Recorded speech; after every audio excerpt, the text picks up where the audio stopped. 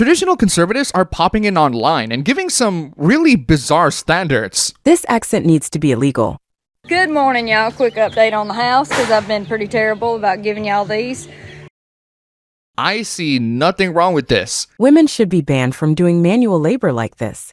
How dare women choose what they like to do? There is nothing feminine about American women.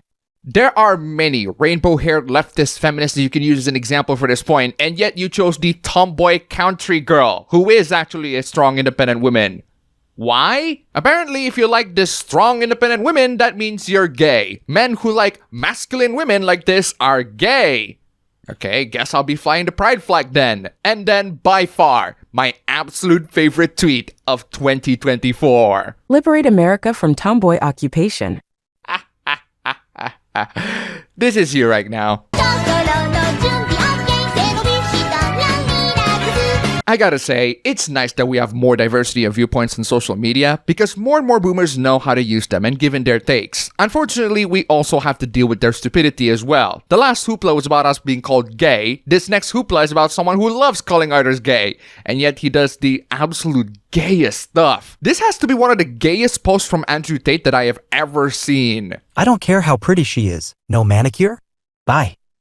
That's an oddly specific thing to complain about. Do you have a thing for women whose nails are properly groomed? This sounds like something a Mean Girls character would say. I'm kind of confused. Maybe this is a rich people alpha male thing, I guess, because I'm not that. I'm just some poor guy from the sticks. I don't get it, and I won't get it anytime soon. By the way, good luck with the feds, Andrew. And those are the first two hooplas of this video. Before we get to even more hooplas, this video is brought to you by all these wonderful people. You guys are fantastic. If you want to see your names among these legends, then check out the links down below. Just $1 and you have supported this channel immensely. Seriously, thank you so much. And now, let's get to the next hoopla. The next hoopla involves fictional characters and whether or not you should get arrested for liking them. This is a dumb tier list. It ranks games based on the number of child predators among the players. This is such a dumb list because Persona is so high up there because it lets you romance Ken, a 10-year-old. Who cares? Ken is a fictional kid. I have never heard of a Persona player being arrested as a child predator. The game sexualizes teenagers quite a lot and lets you romance them, including a freaking 10-year-old. And yet, there's no real-life story about a Persona fan being a predator. There's one Genshin and Honkai artist arrested, but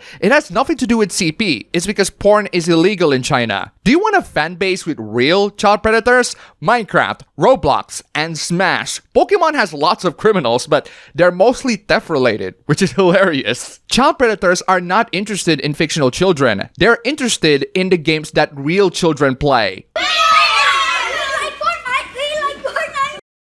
I don't get why these predators love kids so much. On a related note, what happens if you gather terminally online people who want to police others based on what fictional characters they like? They will make a Discord server to cancel people.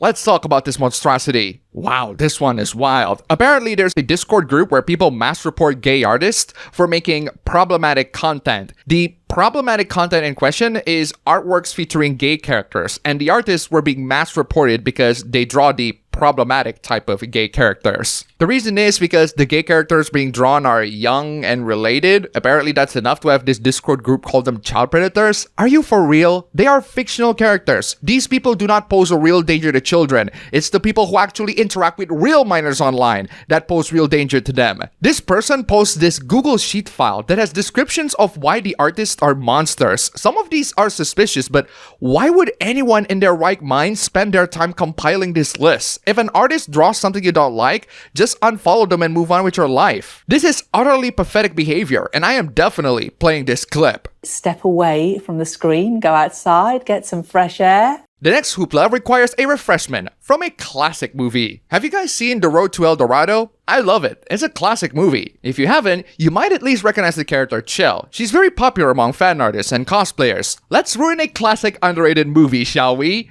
Please stop praising Chel.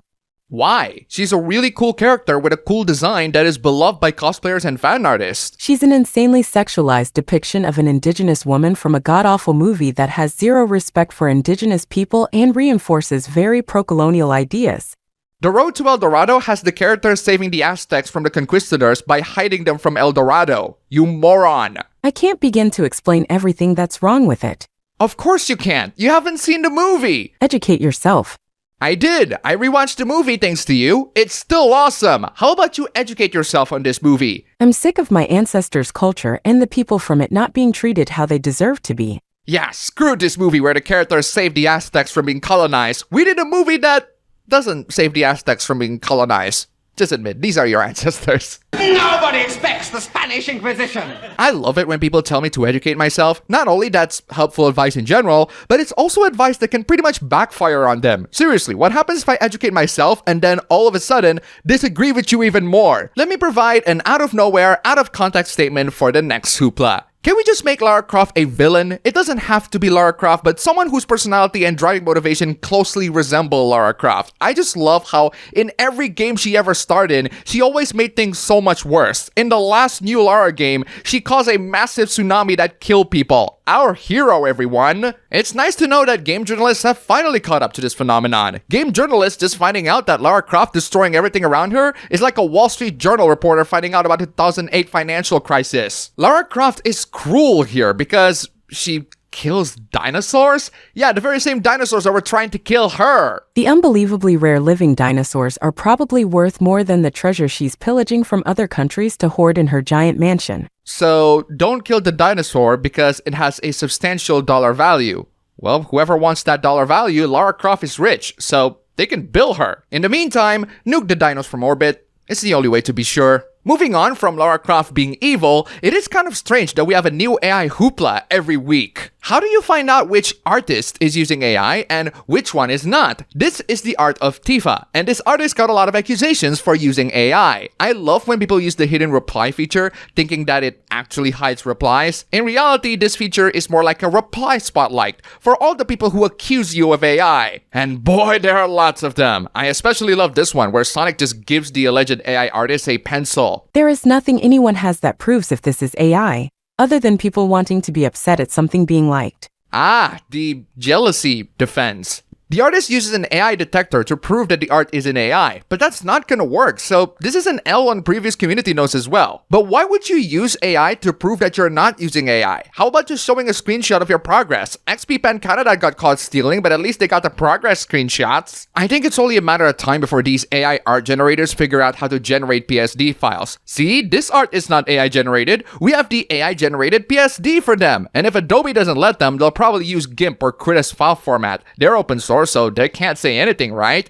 Am I just giving them ideas? I better shut my mouth. But not for this next AI hoopla, because this has to be reported. Well, China is ahead of the curve. There's a situation in China regarding AI art where artists are fired by companies and replaced with AI artists. I don't know why anyone would need AI artist when you can just type in your prompts and be done with it. But okay then, I guess there's art in typing what you really want. The problem comes when the AI artists charge more money to the point where there's literally no difference between commissioning AI artists and real artists. So if the price between AI artists and real artists are the exact same, which one would you guys pick? These companies are picking the real artists because real artists actually do real work, and AI artists just type in prompts that you guys can do yourself with a mid-journey subscription. The point goes to the real artists. Once again, suck on it, AI art. And that's all for the video today. Guys, thank you so much for watching. If you enjoyed this video, please don't forget to click the like button and subscribe for more. Don't forget to check out my APB Show stream channel. Link down below. Go subscribe. As always, thank you for watching, and I will see you all next time.